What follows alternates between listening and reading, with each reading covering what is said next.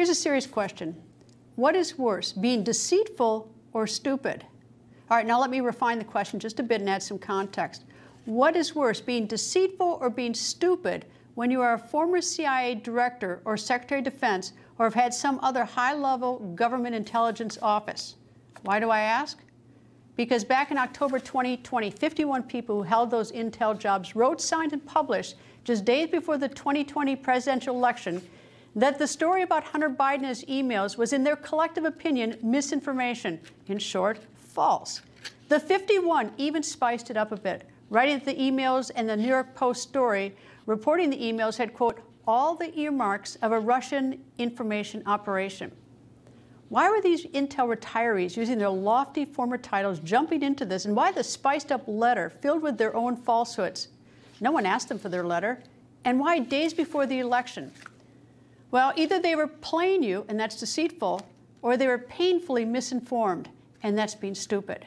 Making this all the more disturbing is that the 51 spent their first 2 paragraphs bragging about how good they are at intel, touting their experience. They bragged about themselves to make sure that before they told you a whopper that came later in their letter, that you believe them and credit what they're telling you.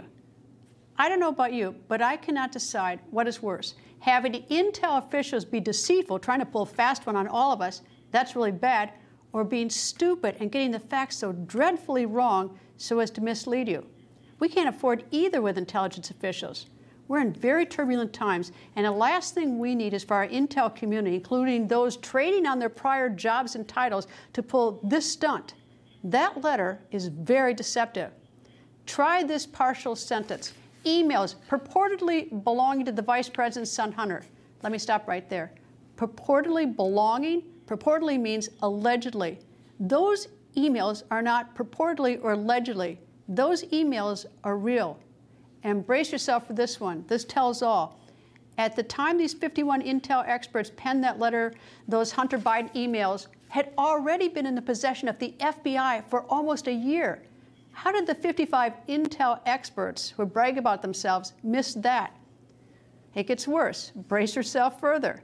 What prompted the 51 intel experts to pen that letter on October 19, 2020 of their own misinformation campaign was that the New York Post published an article 5 days earlier on October 14, 2020 about Hunter Biden's emails. In the New York Post article, it plainly states the FBI with a federal subpoena had seized Hunter's laptop with the emails almost a year earlier. Well, you would think that one of the 51 intel experts would have actually read the New York Post article and had the good sense to at least call the FBI and check on it before signing and publishing this letter with electrifying words such as the classic earmarks of a Russian information operation. As an aside, if one of the 51 had the decency or the smarts or even the common sense to call the FBI about their seizure a year earlier, you would have to call the right people at the FBI. Because at the same time the 51 were publishing their misleading letter, some agents at the FBI, with their own questionable motive, were busy colluding with Twitter to suspend the New York Post Twitter account because of the article. And what was the New York Post crime that they should be shut down for? They dared to publish facts. Oops, you just cannot make this stuff up. And as an interesting aside, if you have any question about whether those emails are Hunter Biden's, just ask his lawyers. They have publicly admitted those emails are Hunter Biden's. And there's more to this letter. The disingenuous way the 51 wrote it to cover for themselves. They threaded escape hatches in the letter. I believe in an effort to salvage their reputation should they get caught for deception or really shoddy intel work. Here's an example. The letter reads at one part, if we are right, this is Russia trying to influence how Americans vote in the election. If we are right? Why'd they write that? If we are right. Because I think they all knew better and worried that maybe someday, like now, they might have to do some explaining. And what better way than to say, there is a disclaimer, if we are right. I see right through that one, I'm sure you do. And how rich that in this published letter, those 51 so-called intel experts accused Russia of the very thing they were doing, trying to influence how Americans vote. There's no good explanation for what these 51 former intel officials did. By the way, my favorite, and I say that tongue-in-cheek, my favorite, is their last line in the letter. Here it is. It's high time that Russia stops interfering in our democracy.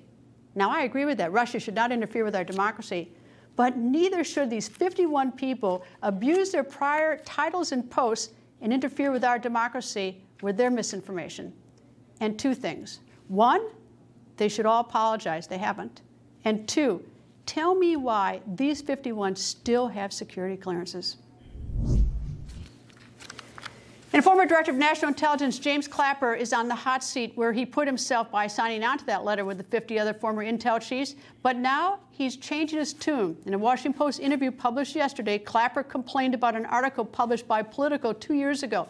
Clapper is now calling the Politico article, quote, message distortion. Clapper told the Post, quote, all we were doing was raising a yellow flag that this could be Russian disinformation. Politico deliberately distorted what we said. In October of 2020, Politico reported on a letter Clapper signed along with 50 other former senior intelligence officials. And they also reported the person who gave them the letter, Nick Shapiro, a former senior advisor to under CIA Director John Brennan, told them, quote, once again, the Russians are interfering. But now we know that it was not Russian interference, but Hunter Biden's actual laptop. By the way, Politico reported what was said in the letter. Maybe Clapper should reread the letter that he actually signed. So who is James Clapper? Correspondent Sarah Williamson has the latest on the former intelligence chief. Sarah?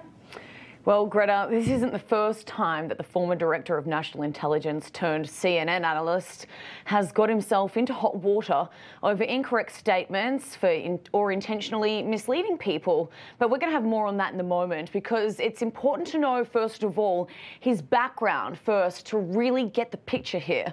James Clapper is a retired lieutenant general in the United States Air Force who has held several key positions within the United States intelligence community.